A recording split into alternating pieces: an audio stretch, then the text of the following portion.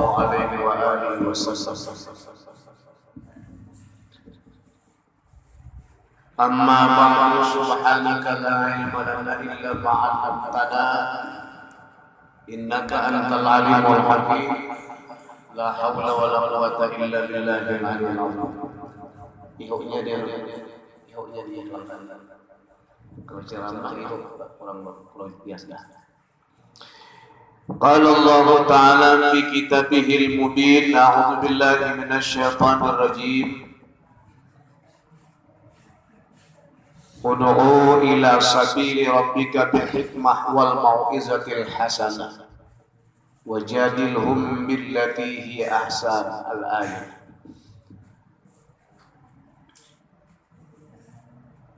صدق الله العظيم وصدق رسوله الحبيب الكريم ونحن على ذلك من الشهيدين. Kepada Allah Subhanahu wa taala kita memuji dengan ucapan alhamdulillah. Pada malam hari ini Allah takdirkan kita untuk berkumpul bersama di tempat yang sangat sederhana tapi penuh dengan berkah. Teriring doa semoga pertemuan acara malam hari ini dihujani oleh rahmat dan berkah, sehingga berkah ilmu, berkah umur, berkah rezeki, berkah hidup, berkah rumah tangga, berkah apa yang diberikan oleh Allah kepada kita semua. Dan semoga Allah mencurahkan ampunan kepada kita dan orang tua kita dan guru-guru kita serta muslimin muslimat. Amin ya rabbal alamin. Yang saya hormati dan saya muliakan para asatidz pendidik di Pondok Pesantren Nurul Amin yang saya cintai, dan juga yang saya cintai para anggota OSIS dengan susah payah bekerja terus dan bekerja berjuang dalam rangka untuk menata ketertiban di Pondok Nurul Amin ini. Saya doakan semoga jerih payah kalian itu menambah keberkahan ilmu dan mudah-mudahan Allah memberikan balasan yang lebih baik, lebih banyak, lebih berlimpah. Mudah-mudahan Allah memberikan kemuliaan derajat yang tinggi bagi kalian. Dan juga para santri-santri, semoga kalian dalam belajar mengalih ilmu, mengejar cita-cita, selalu diberikan kekuatan berupa tabah dan sabar, sehingga terwujud apa yang dicita-citakan, sehingga mendapatkan keridhaan dan pertolongan dari Allah Subhanahu wa taala. Amin ya rabbal alamin. Sebelumnya saya minta ampun dan maaf yang biasanya kalau menyampaikan tausiah atau menyampaikan nasihat itu dengan suara yang lantang, nyaring, semangat, tapi kali ini mungkin agak beda karena kondisi badan kada sehat. Jadi kalau dipaksakan bisa mengganggu kesehatan yang lebih fatal, karena orang sakit perlu istirahat, apalagi sakitnya yang sekarang derita. Ada beberapa macam penyakit dan termasuk penyakit yang parah adalah jantung. Jantung itu untuk memompa darah supaya darah mengalir, karena darah dalam tubuh kita itu mengalir. Bila darah kadang mengalir, maka berkibarlah bendera hijau di hadapan rumah. Innalillahi wa inna ilaihi raji'un. Jantung itu memompa, mendetak, memompa. Nah, maka bila jantung itu stop, sama aja juga, tinggal masuk ke dalam kubur. Nah, oleh karena itu saya perlu istirahat sebetulnya.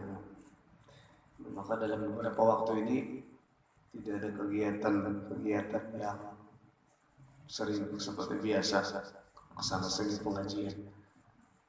Nah, karena ini acara santri, jadi saya paksakan saja untuk hadir dan berbicara sedikit menyampaikan mau'izatul hasanah.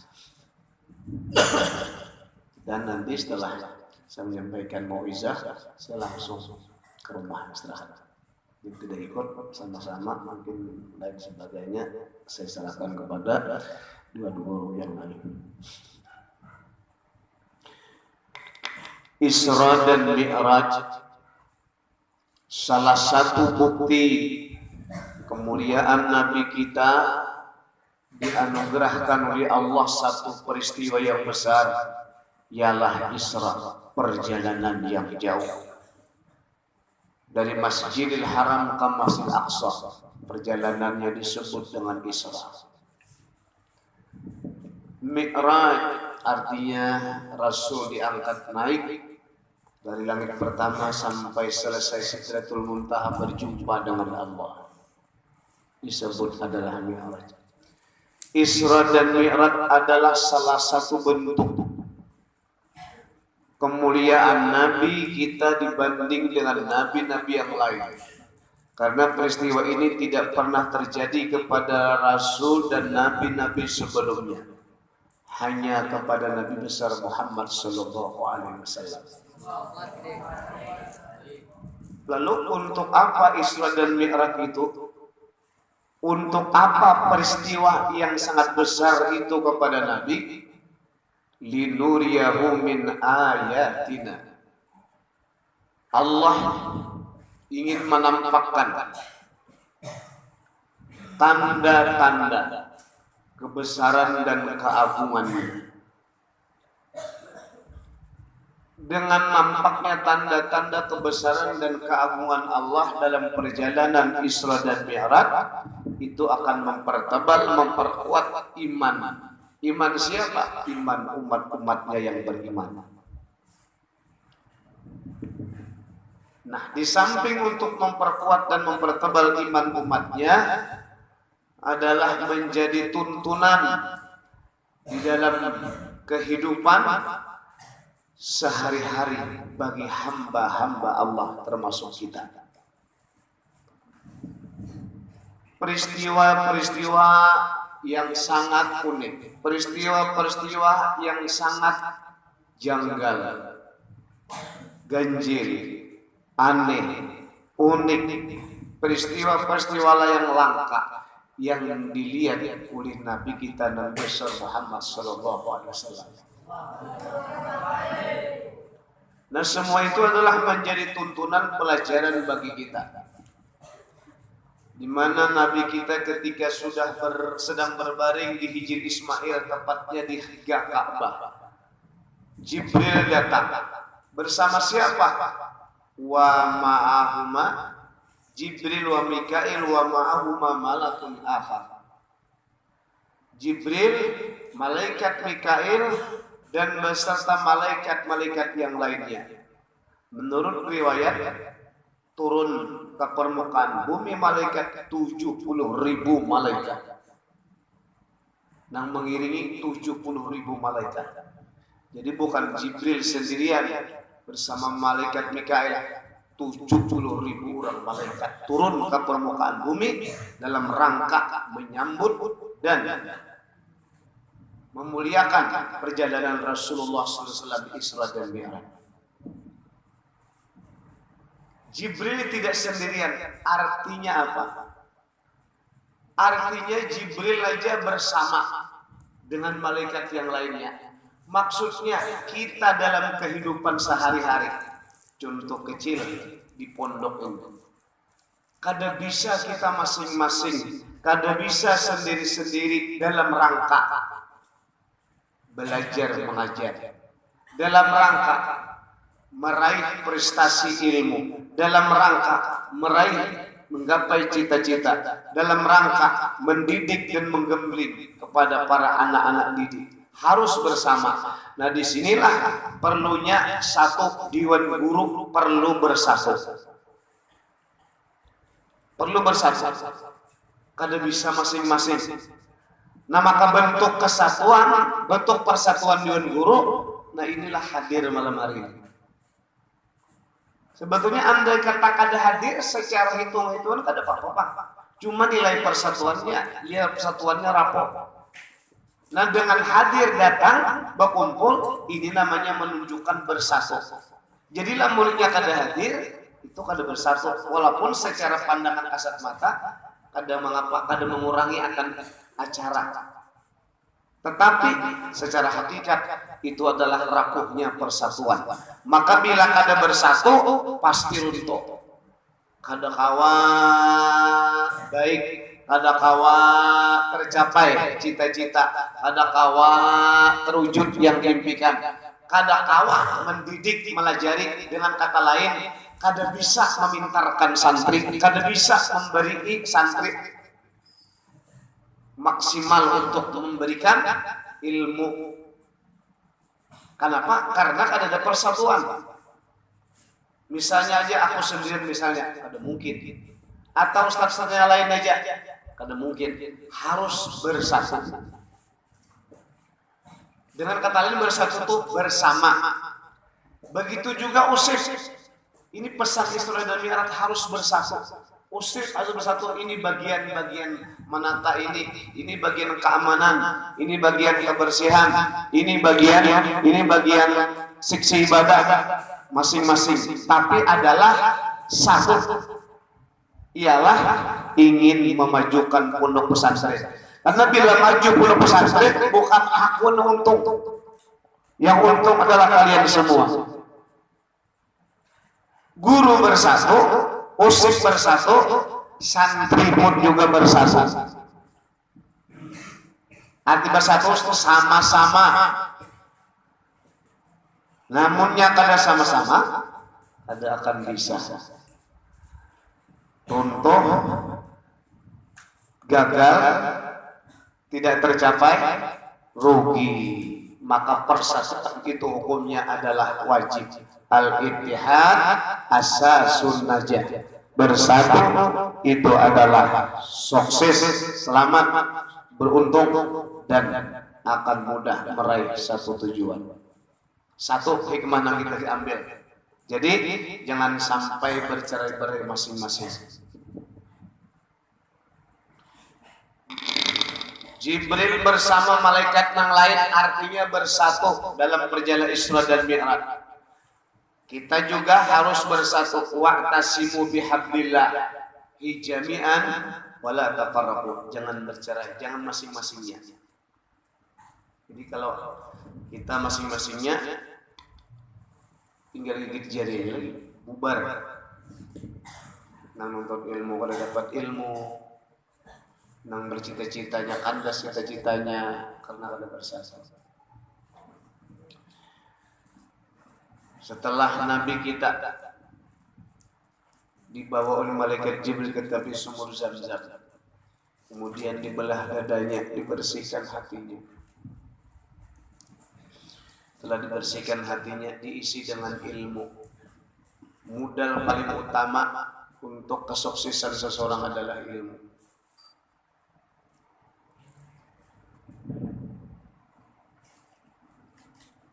Tanpa ilmu pasti kada bisa. Tanpa ilmu pasti salah.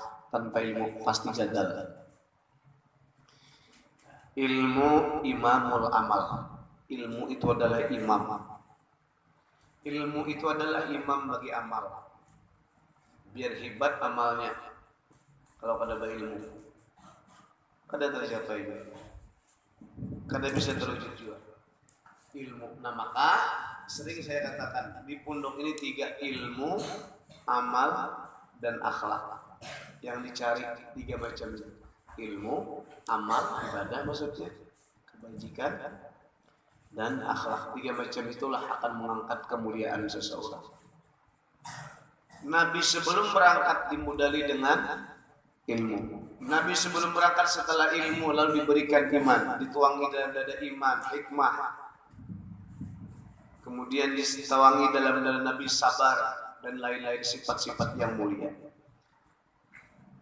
Setelah Nabi sudah penuh dada dengan ilmu, hikmah, iman, yakin, Islam, tutup dari Nabi kembali.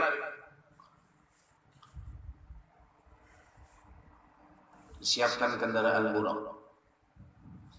Secepat kilat jauh dah lenyap dari pandangan mata, jauh. Artinya Nabi kada jalan kaki, kada jalan sendiri, ada alat transportasi. Nah, demikianlah kita dalam mencapai cita-cita, mencapai tujuan. Kalian ini nuntut ilmu adalah ingin meraih mencapai tujuan yang mulia.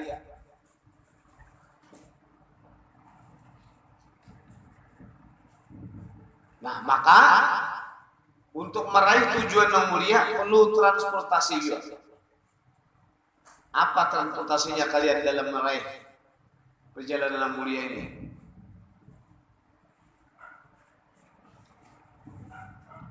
Transportasi kalian dalam mencapai cita-cita, nuntut ilmu, belajar di Ma'had Nurul Amin ialah kemauan yang gigih atau semangat yang menggebu-gebu. Karena tanpa kemauan itu ibarat jalan di tempat. Kemauan kada ada, kada bisa jalan, kandas, kada akan tercapai. Jadi kemauan itu keinginan atau keinginan atau himmah sama semangat. Biar guru melajari siang malam, kalau himmahnya kada ada, semangatnya, kemauannya kada ada, kada bisa. Kada bisa apa? Kada bisa dapat ilmu, karena transportasinya kada ada, kendaraannya kada ada. Jadi himmah, kemauan kan itu adalah laksana sebuah kendaraan. Maka kemauan itu akan menjadi pengantar kita supaya sampai ke tujuan. Ternyata dalam perjalanan Nabi dengan kendaraan Burak tidak mudah. Kenapa? Rasul dalam perjalanan dihalangi oleh jin Ifrit. Siapa jin Ifrit itu? Jin yang kafir. Untuk apa dia? Untuk menggagalkan perjalanan Rasul, karena perjalanan yang mulia tidak ingin jin Ifrit itu terwujud. Dicegatlah dengan umur yang berkobar. Alladzi yuwaswisu fi suduri nas minal jin. Bukan jaringan. Jadi perjalanan yang mulia digagalkan oleh jin Ifrit. Cita-citanya begitu. Tapi ternyata Nabi dibekali oleh Jibril dengan doa. Ujar Jibril, ya Muhammad, ya Muhammad, sir, cepat lajui, jangan kau hiraukan, datangi, tapi kau bacakan doa. Apa doanya? Dilajari oleh malaikat Jibril doa. Nah ingat, kita atau kalian sama nih, guru sama. Kalian ini perjalanan yang mulia dalam menuntut ilmu, guru perjalanan mulia dalam rangka mengajar. Semua itu tidak berjalan dengan mulus, dihalangi, dirintangi. Siapa nama halangi? Ialah jin. Alladzi yuwaswisu fi suduril minal jin. Nah jin yang kafir inilah disebut juga dengan setan. Nah maka kita ini punya musuh. Siapa musuh kita? Jin yang kafir, ialah setan. Iblis sama aja itu sekeluargaan.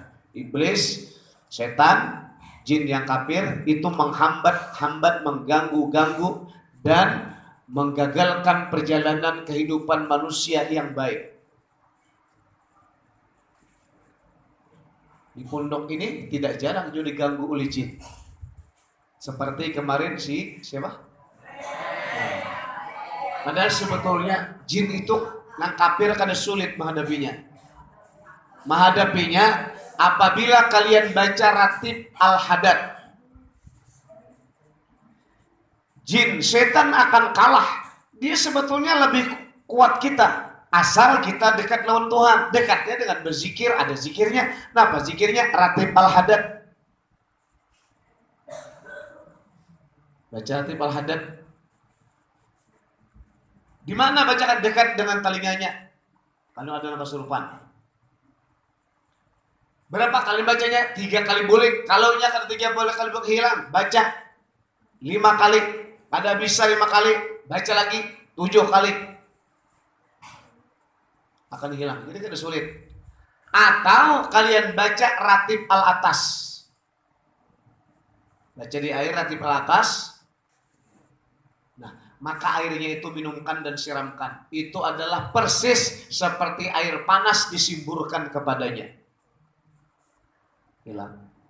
Walaupun dia berkata atau serupan tuh, wah bacakan aja kada mampan, itu dustainya ya. Karena Tuhan sudah melajari. Qul a'udzu birabbin nas, berlindunglah. A'udzu birabbin nas, berlindunglah dengan Tuhan manusia. Berlindung dengan Allah, maksudnya Tuhan manusia siapa? Berlindung dengan Allah. Kalah ya. Itu sudah Tuhan menjanjikan. Satu kekuatan jin. Nah itulah ruqyah ngarannya. Ruqyah. Dibacakan doa. Nah, kemarin waktu ke Banjar aku singgah menginap di Batu Kajang, ada penginapan itu kayu agak kumuh. Karena malam singgah di situ. Aku masuk, ketika masuk itu sudah hatinya serta teguran bahwa ini ada penunggunya kamar menginap. Ada penunggunya. Masuk, bacakan azan. Termasuk penangkal dari jin-jin pengganggu itu adalah kalimat azan. Baca azan. Ketika tengah malam aku terbangun, ada orang rasanya mengganggu kita bangun. Tapi nya kada bisa mengganggu karena sudah ditangkal dulu, ada penangkal dulu. Ya, tadi baca azan. Termasuk penangkal jin adalah la haula wala quwata illa billahil aliyil azim. Dalam kitab metodologi.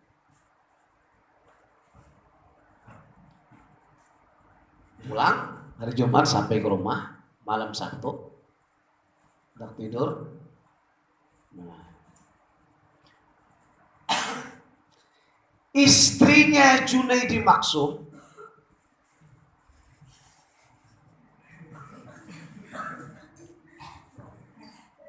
tiba-tiba perasaannya tidak enak. Kemudian setelah itu merasa ada orang datang. Sadar ada orang datang. Hitam besar, sepenuh rumah hitamnya. Dan dia mengaku adalah penunggu penginapan. Dia rajanya di penginapan di Batu Kajang.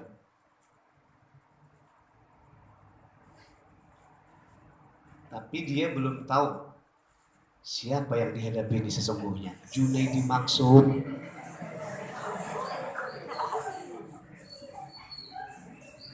Baca azan.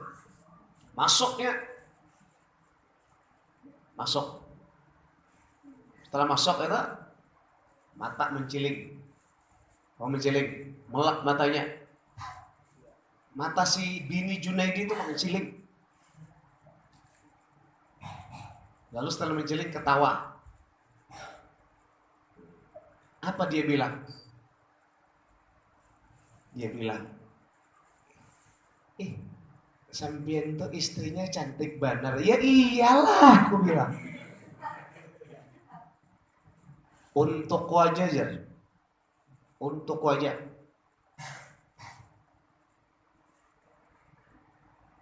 Baca Ratib Al-Haddad. Baca Ratib Al-Haddad. Gelisah.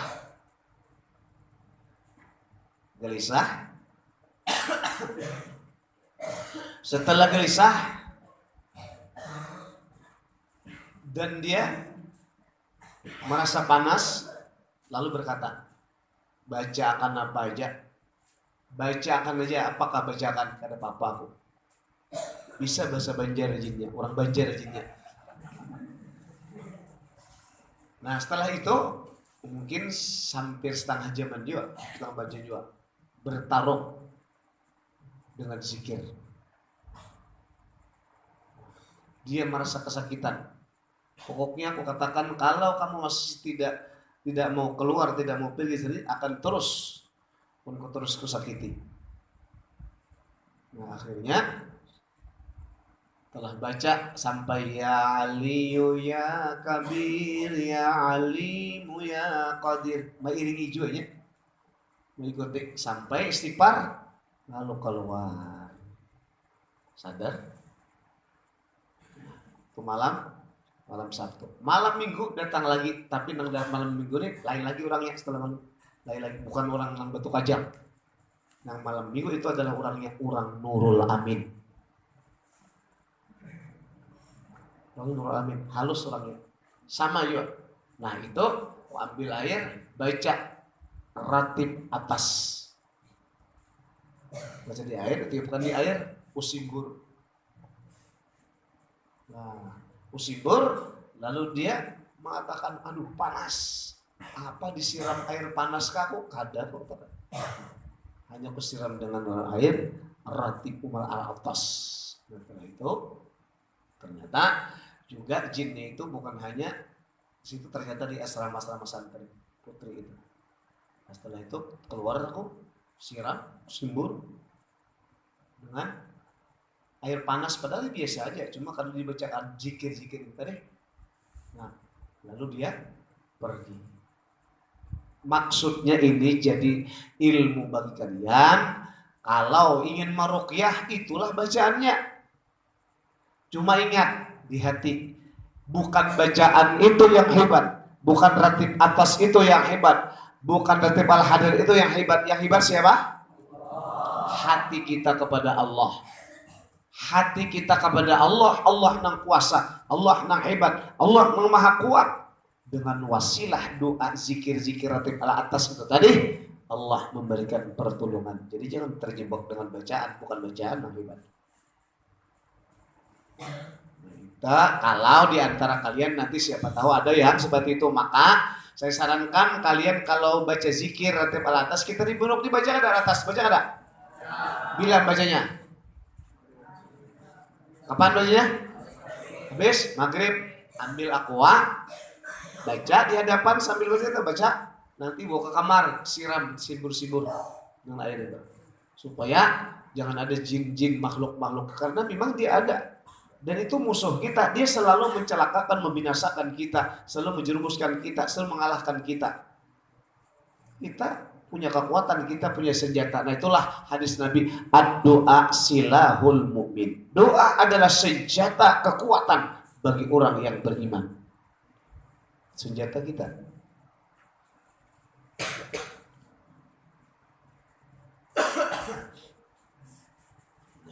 Demikian juga hizib nawawi, sama.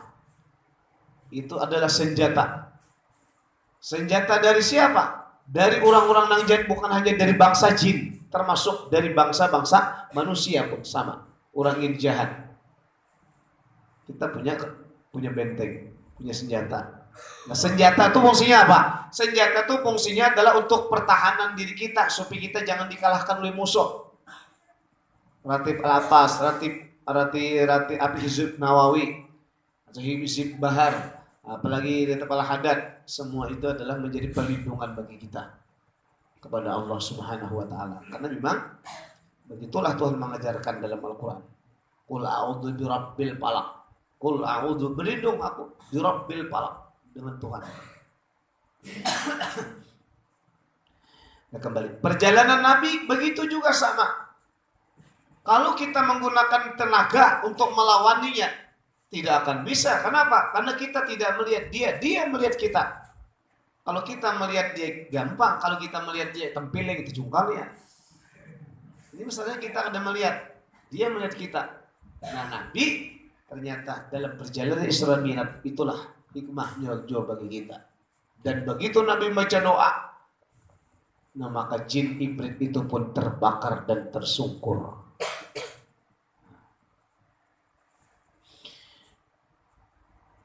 Artinya apa juga? Artinya setiap perjalanan kita itu banyak cobaan dan ujian, khususnya kalian dalam masa menuntut ilmu. Cobaannya banyak. Kadang dicobaannya dengan sakit, kadang dicoba dengan tidak berduit, kadang dicoba dengan diganggu dengan kawan, diolok-olok kawan, semua itu cobaan. Bila kalian tahan menghadapi cobaan itu, itulah sabar. Bila sabar, itulah orang akan berhasil kelak dalam mencapai tujuan menuntut ilmu.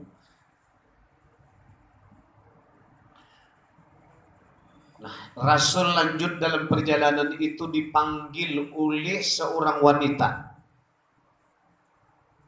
Wanita yang suaranya lemah lembut gemulai mempesona. Pakaiannya pun juga indah dan menarik. Rambutnya semampai panjang bergelombang. Kulitnya putih bersih.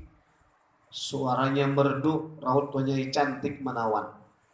Hei Muhammad, Muhammad, berhenti Muhammad, Muhammad, berhenti Muhammad.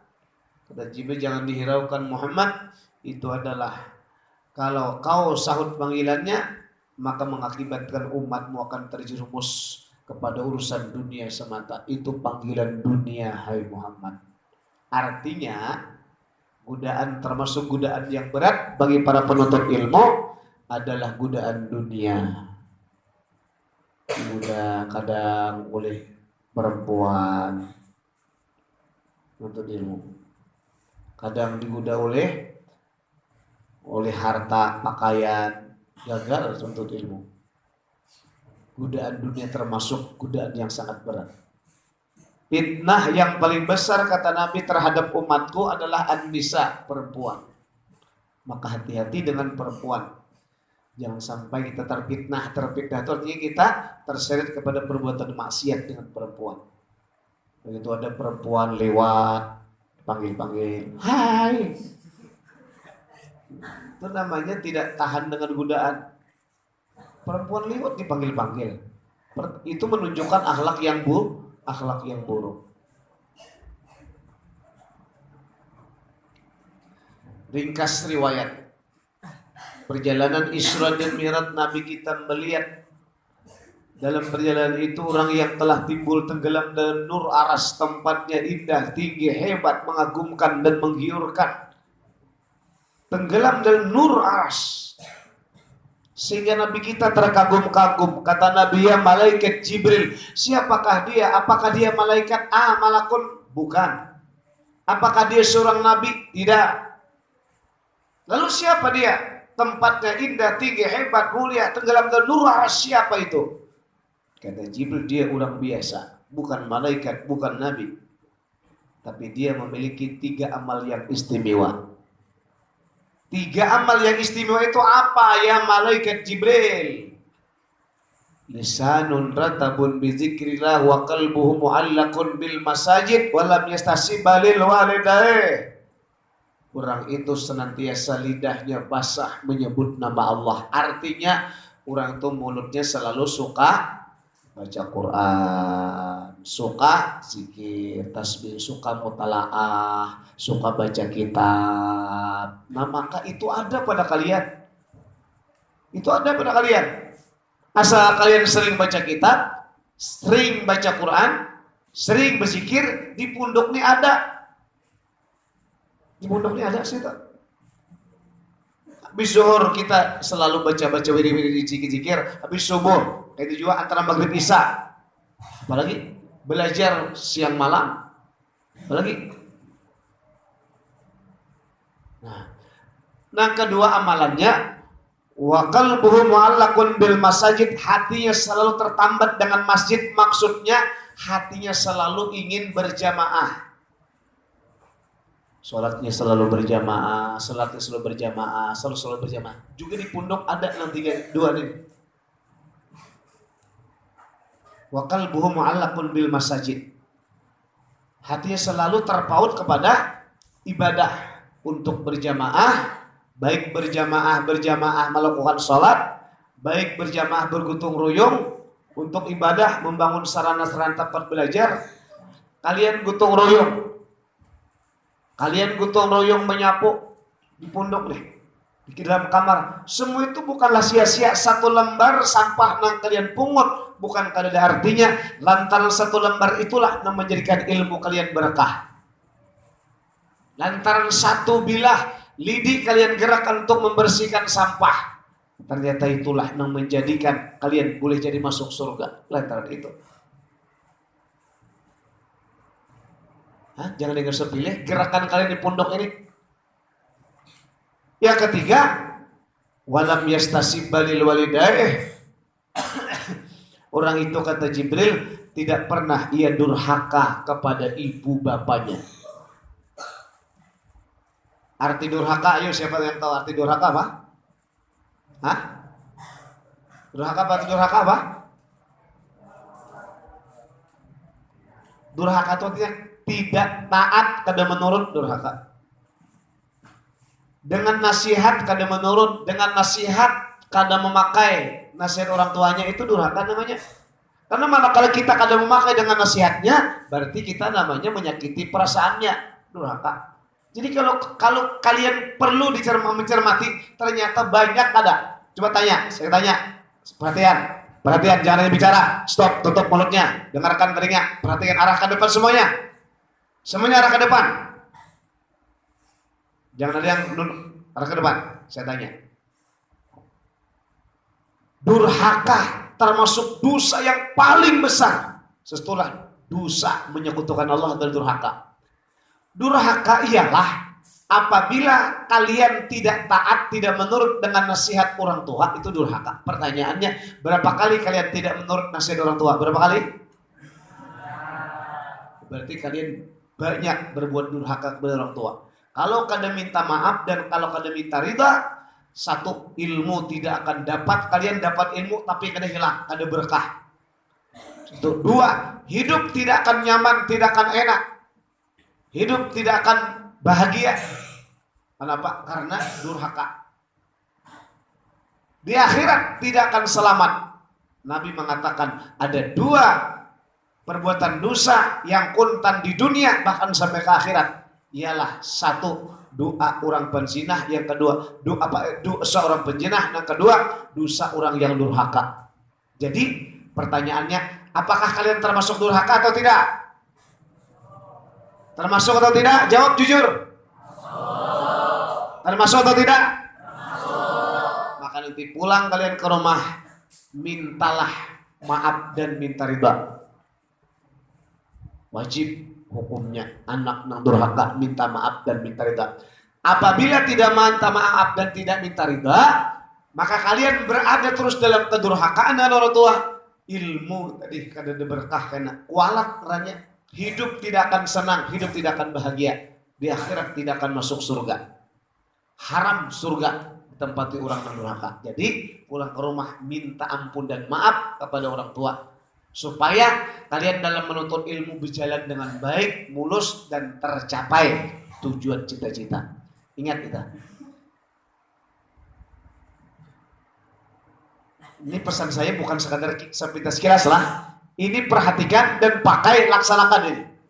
Pesanku. Kalau kalian ingin senang dan bahagia hidup, minta ampun dan maaf, cium tangan orang tua, katakan ampun, maaf, minta ridha dan halal atas senang dan baik. Bila orang tua mereka menjawab, ya selamat kalian. Apabila itu tidak dilakukan, itu berbahaya bagi kalian. Bahayanya apa? Bisa bahaya tangan patah. Ada tangan yang patah? Ada. Itu salah satu bentuk. Mana orangnya ada? Ada, Den. Nah, itu salah satu bentuk konkret nyata adalah kedurhakaan karena kada menurut. Itu contoh gambaran kecil aja, belum lagi yang lainnya. Bisa batis patah, bisa. Untung kan mati sekalian. Semua itu ada bentuk kualat kita, kedurhakaan. Nah, jadi baikilah hubungan dengan orang tua. Maka perlu juga kita tahu orang tua kita itu 3, orang tua yang melahirkan, itulah orang tua kandung. 2, orang tua lantaran anak dijadikan sebagai istri atau suami, itulah mertua. Yang ketiga orang tua roh, lantaran kita dilajari dididiknya, itulah orang tua, ialah guru kita. Pantas ujar Sayyidina Ali, aku menjadi budak, menjadi hamba orang yang pernah melajari aku, walaupun 1 huruf aku rela dijualnya sekalipun. Ana abdu man allamani walau harfan. Nah, karena dia miliki 3 amalan. 1, lidahnya selalu basah ingat lawan Tuhan, baca kitab, baca Quran, mutalaah, ya pondok nih. 2, hatinya telah terikat dengan masjid, artinya suka berjamaah, sholat berjamaah kita di sini. 3, tidak durhaka dengan orang tua. Durhaka, ia cepat minta ampun dan maaf. Maka bila 3 macam ini, itulah Jibril, orang laki-laki yang berada tempatnya tinggi, indah, megah, istimewa, tenggelam dalam nur aras. Allah Ta'ala berikan kemuliaan. 3 macam itu amalkan. Mudah-mudahan Allah Subhanahu wa Ta'ala memberikan petunjuk kepada kita semuanya agar termasuk berada dalam 3 macam itu dan istiqamah kita sampai akhir hayat kita.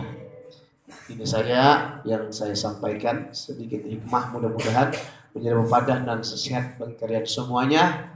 Mudah-mudahan bisa diamalkan. Apabila kalian amalkan yang saya sampaikan itu adalah sangat besar dan sangat mahal. Apabila kada diamalkan, dengarkan. Apabila yang saya katakan tidak diamalkan, apabila yang saya katakan tidak diamalkan, akibatnya buruk bagi kalian sendiri. Tanggung resiko masing-masing. Apabila tidak diamalkan apa yang saya katakan tadi. Demikian. Mudah-mudahan selalu Allah memberikan petunjuknya kepada kita semua. Mohon maaf lebih kurangnya. Hadanallahu ajmain. Assalamualaikum warahmatullahi wabarakatuh. Mungkin nanti ada beberapa yang perlu disampaikan oleh Ustaz Wajih Husin. Silakan.